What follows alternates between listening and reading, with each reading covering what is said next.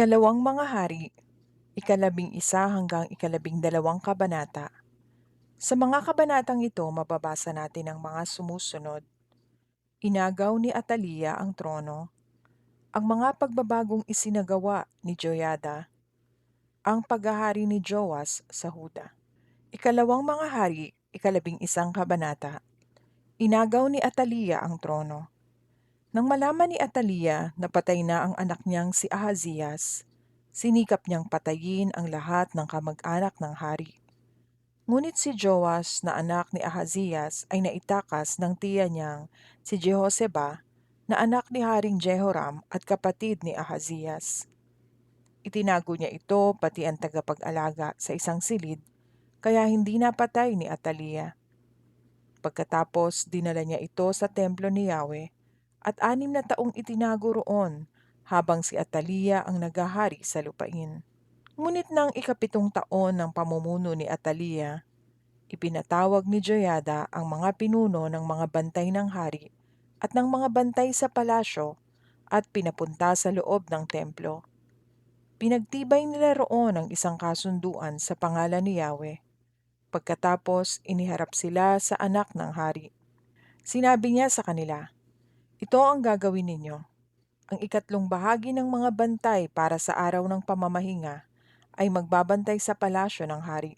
Ang isang ikatlong bahagi ay sa pintuang sur at ang isa pang bahagi ay sa may pagpasok sa likuran ng mga tagapagdala ng balita.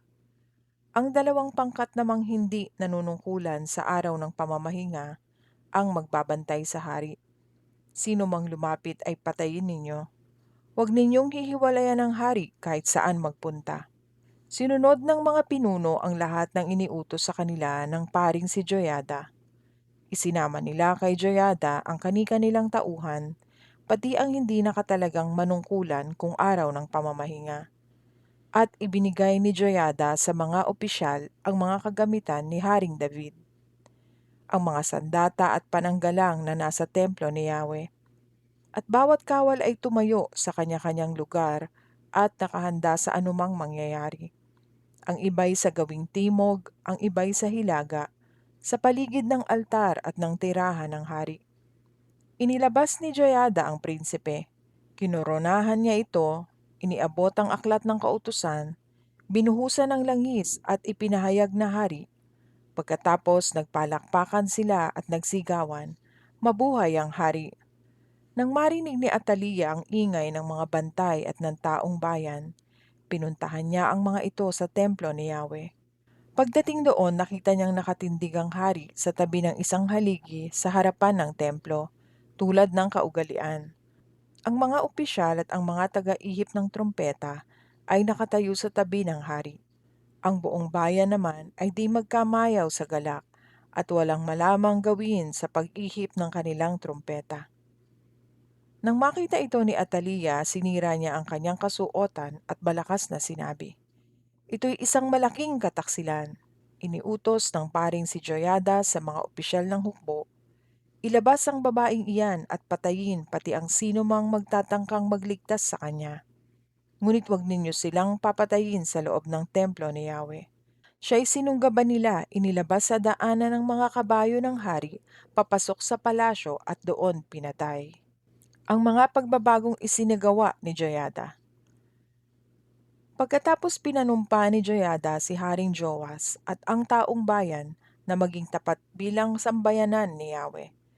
Pinanumpa rin niya sa isang kasunduan ang hari at ang sambayanan. Pagkatapos pumunta ang mga tao sa templo ni Baal. Giniba nila ito at winasak pati ang ribulto ni Baal. Pinatay nila sa harap ng altar si Matan na isang pari ni Baal. At si Joyada ay naglagay ng mga bantay sa templo ni Yahweh.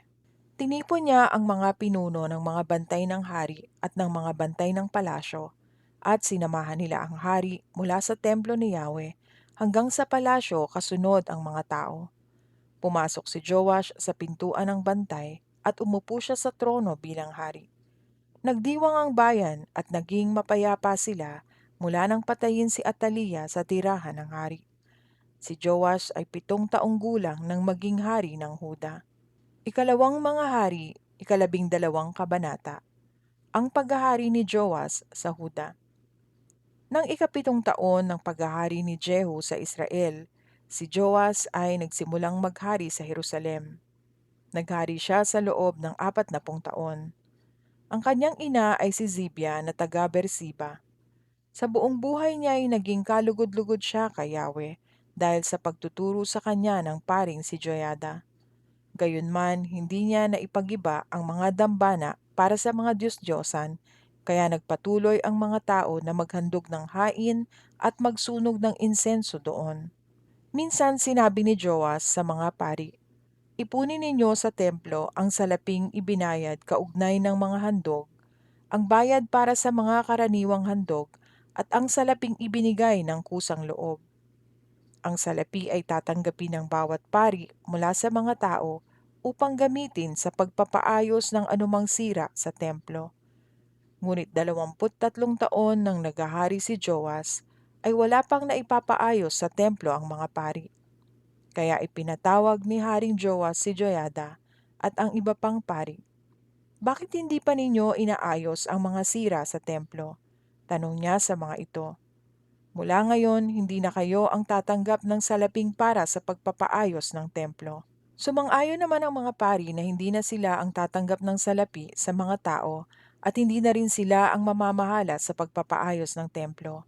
Kumuha ng kahon ang paring si Joyada at binutasan niya ang takip nito. Inilagay niya ito sa tabi ng dambana sa gawing kanan ng pintuan ng templo ni Yahweh. Doon inilalagay ng mga paring nagbabantay sa pinto ang lahat ng salaping ibinibigay ng mga tao. At kapag marami ng laman ng kahon, binibilang ito ng pinakapunong pari at ng kalihim ng hari, saka inilalagay sa mga supot. Pagkatapos timbangin ang mga salaping na ipon, ibinibigay nila ito sa mga namamahala sa pagpapaayos ng templo. Ito ang ibinabayad nila sa mga karpintero at sa mga manggagawa, sa mga kantero at sa mga nagtatapyas ng adobe. Dito rin nila kinukuha ang pambili ng mga kahoy, ng mga batong tinapyas at ng iba pang kailangan sa pagpapaayos ng templo ni Yahweh. Ang nalikom na salaping ito'y hindi nila ginagamit sa paggawa ng mga palangganang pilak, mga pantabas ng mitsa, mga mangkok, mga trompeta, o anumang kasangkapang yari sa ginto o pilak.